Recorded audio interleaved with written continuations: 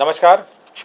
आज मंत्रिपरिषद में 8 विषयों पर विमर्श हुआ और निर्णय लिए गए। सर्वप्रथम सबसे महत्वपूर्ण जो विषय है, जो राज्य सरकार के कर्मियों का प्रमोशन से संबंधित है, उस पर निर्णय हुआ है। आज मैं उसके बारे में सभी को जानकारी देना चाहूँगा।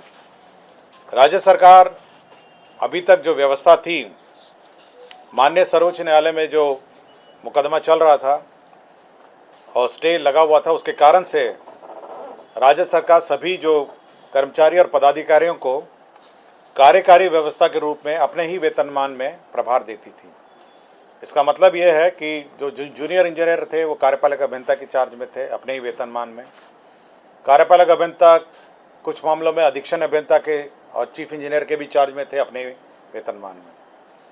इसी प्रकार सहायक प्रशाखा पदाधिकारी के चार्ज में थे। तो जो सभी संबंधित हमारे पदाधिकारी और कर्मचारी हैं, जैसे डिप्टी कलेक्टर में देखा जाए तो जिनको जॉइंट सेक्रेटरी में होना था, वो जॉइंट सेक्रेटरी के प्रभार में तो हैं, किंतु डिप्टी सेक्रेटरी का वेतन लेते थे।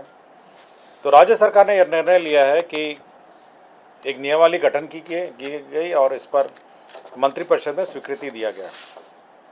अब यह निर्णय लिया गया कि अब उच्चतर पद धारक लोक सेवक को उच्चतर पद का वेतनमान और सभी सुविधाएं दी जाएंगी। मतलब अगर वो डिप्टी सेक्रेटरी हैं किंतु जॉइंट सेक्रेटरी का कार्य कर रहे हैं तो जॉइंट सेक्रेटरी का उनको वेतनमान भी दिया जाएगा और उनका जो भी सुविधा जॉइंट सेक्रेटरी होगी। अगर जूनियर इंजीनियर है, वो कार्यपालक अभियंता का चार्ज में है, तो कार्यपालक अभियंता का जो प्रमोशन के माध्यम से, अब कार्यपालक अभियंता के माध्यम से अगर कार्यपालक अभियंता का प्रमोशन के पद पर हैं तो उनको वेतनमान दिया जाएगा। व्यवस्था ये की गई है क्योंकि मामला अभी भी आरक्षण से संबंधित जो प्रोन्नति में आरक्षण का संबंध मामला अभी भी सर्वोच्च न्यायालय में लंबित है। उसके आलोक में उसको ध्यान में रखते हुए राज्य सरकार ने जो सारे पद हैं उसमें से 16 और 1% जो अनुसूचित जाति और जनजाति के जो पद हैं उसको अलग पहले कर लिया जाएगा। इसका मतलब है कि अगर 100 पद हैं, 100 पद किसी वर्ग में हैं तो 16 पद उसमें से हटा लिए जाएंगे और 16% अनुसूचित जाति का और 1% अनुसूचित जनजाति का, जो 17 पद हैं उसको पहले हटा लिए जाएंगे। मतलब कि आपका 83 पद बच जाते हैं। अब इस 83 पद में जो सामान्य रूप से जो प्रमोशन होता है वो कार्य किया जाएगा और उसके पश्चात यह देखा जाएगा कि हर वर्ग में, हर लेवल पे, जेई में, एई में या जॉइंट सेक्रेटरी में, डिप्टी सेक्रेटरी में या सहायक में, प्रशाखा पदाधिकारी और अन्य सभी वर्गों में यह देखा जाएगा कि जो अनुसूचित जाति और जनजातियों का जो रिप्रेजेंटेशन है वो उचित है या नहीं, उपयुक्त है या नहीं है। मतलब कि जब आप जनरली उसको आप प्रमोट करेंगे तो यह संभावना बन सकती है कि कुछ अनुसूचित जाति और जनजाति का रिप्रेजेंटेशन उच्चतर पद में कम हो जाए, तो उतना वेकेंट रखा जाएगा। मतलब कि 83 जो पद हैं, 83 पद में से जब आप प्रमोट करेंगे तो उसका 16% आपका अनुसूचित जाति का रिप्रेजेंटेशन होना चाहिए और 1% अनुसूचित जाति का होना चाहिए। मैंने 100 में से पहले आपने 16 हटा दिया अनुसूचित जाति जनजाति का, रिजर्व अनुसूचित जाति का, और 1 आपने हटा दिया अनुसूचित जनजाति का, तो 17 तो पहले आपने हटा दिए। अब उसको फ्रीज कर दिया कि उस पर कोई प्रमोशन नहीं होगा क्योंकि माननीय सर्वोच्च न्यायालय में ये विवाद, ये मामला अभी भी लंबित है। तो बच गए आपके 83 पद। नहीं, आप पहले 100 पद, जैसे किसी में, जैसे जब आपका एग्जीक्यूटिव इंजीनियर का ले लीजिए या तो 100 पद हैं, 100 पद में पहले आप 16 और 1 आप पहले हटा लेंगे, 17 हट गए तो बच गए आपके 83 पद में। अब आप सामान्य रूप से इसको प्रमोट करेंगे, पूरी एक सीनियरिटी लिस्ट बनाएंगे सभी का। अगर आपको एग्जीक्यूटिव इंजीनियर में करना होगा तो असिस्टेंट इंजीनियर की एक लिस्ट बनेगी, तो असिस्टेंट इंजीनियर की लिस्ट में सीधा एक बार प्रमोट करेंगे आप सभी को, मतलब सामान्य रूप से सीनियरिटी के हिसाब से। लेकिन यह संभावना है कि क्योंकि अनुसूचित जाति जनजाति अपने अलग अलग जगह पे हैं सीनियरिटी की लिस्ट में, वो कहीं हो सकता है कि वो जब फाइनली 83 में जब प्रमोशन होगा तो हो सकता है वो 16 और 1 में, और मतलब 16% इस 83 का 16% और 83 का 1% भरे नहीं होंगे। तो यदि नहीं भरते हैं तो उसको खाली रखा जाएगा और उसके बारे में बाद में निर्णय लिया जाएगा। अब बिल्कुल क्लियर हो गया हमें, इसमें कोई डाउट नहीं है। पहले फॉर्मूला देखिए पहले आप कार्यपालक अभियंता का ले लीजिएगा, 100 पद हैं आपके। 100 पद में पहले आपने 16 पद आपने हटाए अनुसूचित जाति का, और 1 पद आपने हटाया अनुसूचित जनजाति। 17 पद आपने फ्रीज कर दिए, उस पर कोई प्रमोशन नहीं होगा और कोई पदस्थापन नहीं होगा। तो केवल अब पदस्थापन होगा 83 में। अब 83 के लिए आपके पास एक सूची है असिस्टेंट इंजीनियर की, सहायक अभियंताओं की, उसकी वरीयता सूची है। आप उस वरीयता सूची के हिसाब से उसको प्रमोट करेंगे। जब आप उस वरीयता सूची के हिसाब से प्रमोट करेंगे तो हो सकता है कि आप जब वरीयता जनरल मतलब सभी को एक साथ सामान्य मान के आप प्रमोट करेंगे एक वरीयता सूची के हिसाब से, तो ये संभावना है कि जब कार्यपालक अभियंता में प्रमोट कर रहे होंगे तो उनका जो अनुसूचित जाति और जनजाति का रिप्रेजेंटेशन जो है वो 16 और 1 से कम हो सकता है। कुछ जगह हो सकता है, प्रशाखा में हो सकता है, या सहायक से वरीय में हो सकता है, या अंडर सेक्रेटरी से डिप्टी सेक्रेटरी में हो सकता है कम हो जाए। तो आप उतना पद खाली रखेंगे जितना भरा नहीं जाता है।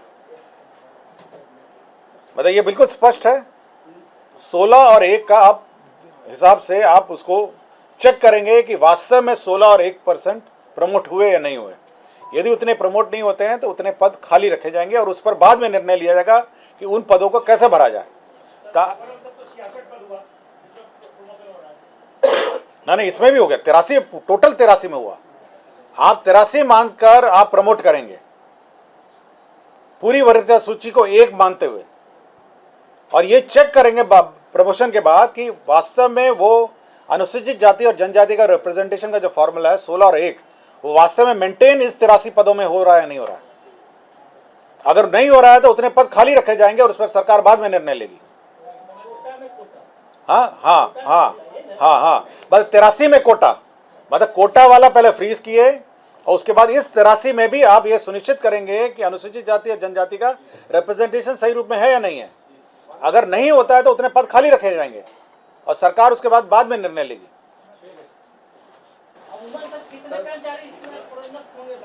पूरे राज्य के सभी, पूरे राज्य के, पूरे आपके मतलब जिला स्तर के कर्मचारी हैं, आपके राज्य स्तर के हैं, संवैधानिक पूरे कार्य बहुत ज्यादा होंगे।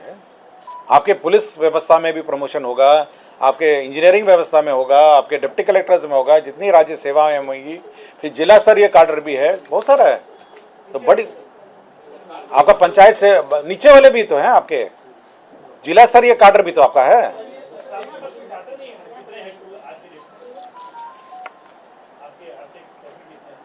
टोटल कर्मी आपको बता देंगे, हम आपको अलग से बता देंगे।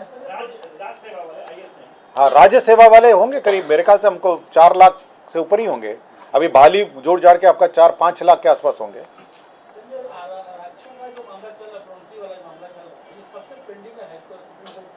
ये 2016 से पेंडिंग है, 2016 से पेंडिंग है, मतलब 6 साल से हम लोग प्रोन्नति नहीं कर पाए हैं। तो इसलिए वैकल्पिक रूप से हम लोगों ने ये व्यवस्था की है कि प्रमोशन हो, और साथ ही अनुसूचित जाति और जनजाति का जो रिप्रेजेंटेशन है प्रमोशन में बाद में वो भी रहे। और जब फाइनली जो माननीय उच्च न्यायालय का, सर्वोच्च न्यायालय का निर्णय आएगा तो वो जो 16+1 वो फ्रीज्ड वैकेंसीज हैं उस पर भी निर्णय होगा। फिर एक बार फिर से पूरी एक्साइज प्रमोशन और रोस्टर की बात की जाएगी। कार्यकारी प्रभार लेकिन रेगुलर है ये, मतलब अब रेगुलर वेतन है।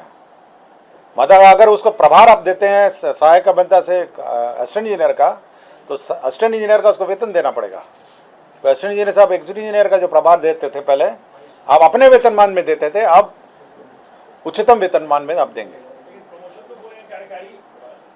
मतलब वो क्योंकि मान्य अभी मामला अभी भी मतलब न्यायालय में विचाराधीन है ना, इसलिए कार्यकारी है।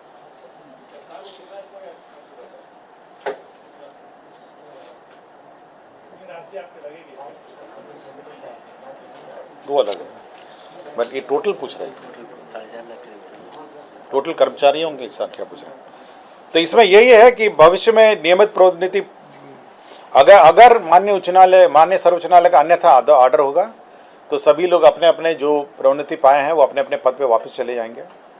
और किंतु जो वेतन इस बीच में उन्होंने लिया होगा या सुविधा ली होगी वो उनसे वसूलनीय नहीं होगी। मतलब अगर सर्वोच्च न्यायालय का जो भी फाइनल डिसीजन होगा तो सभी लोग अपने अपने पद पे वापस चले जाएंगे, लेकिन हम लोग वसूलेंगे नहीं उनका वेतन। क्लियर हो गया सब ये? और रोस्टर का जो बिंदु है, क्योंकि हम लोग फॉर्मूला अलग है, तो तब तक ये स्थगित रहेगा। रोस्टर का जो हम लोग का व्यवस्था है प्रमोशन में, पहले रोस्टर बिंदु के हिसाब से होता था, अब पूरा एक ही सीनियरिटी लिस्ट होगा और फिर हम लोग चेक करेंगे कि अनुसूचित जाति और जनजाति का रिप्रेजेंटेशन उचित रूप में है। और इस संबंध में किसी को कुछ पूछना है?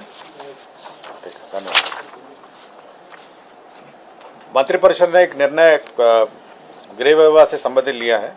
वामपंथी उग्रवाद प्रभावित राज्यों में केंद्र प्रायोजित विशेष आधारभूत संरचना योजना के अंतर्गत 2022-26 से तक का 37 करोड़ 83 लाख का योजना स्वीकृत किया है।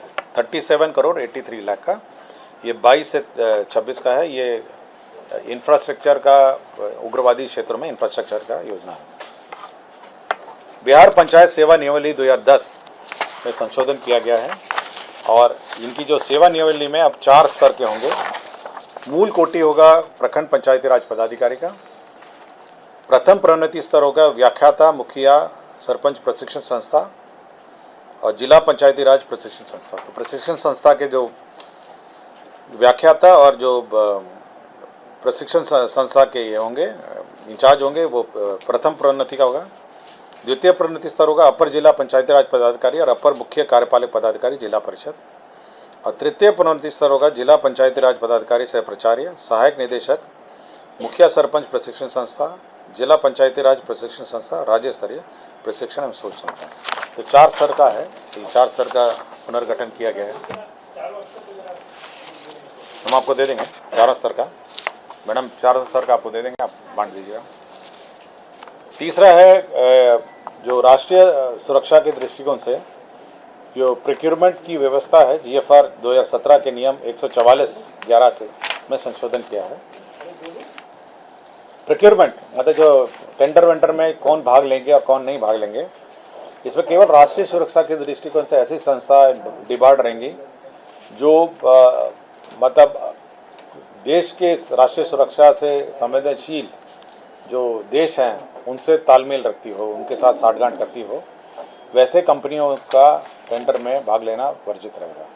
मतलब जैसे मैं कोई कंपनी भाग लेती है, अगर उस कंपनी का कोई एग्रीमेंट या डीलिंग या कुछ अरेंजमेंट किसी अन्य ऐसा देश से हो जो राष्ट्रीय सुरक्षा के दृष्टिकोण से उचित ना हो, तो वैसे कंपनियां भाग नहीं ले सकती।